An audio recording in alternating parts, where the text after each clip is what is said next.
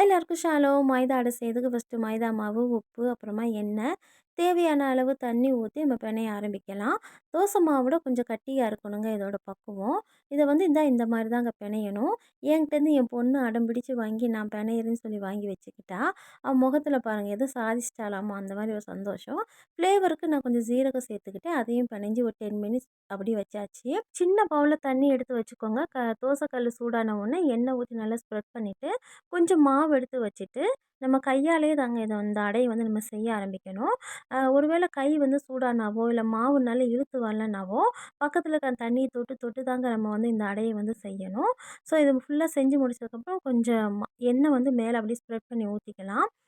அதுக்கப்புறமா அங்கிட்டு இங்கிட்டு திருப்பி போட்டு மேல ப்ரவுன் கலர்ல அந்த டாட் டாட்டா வர்ற வரைக்கும் நம்ம வேக வச்சுக்கிறணும்.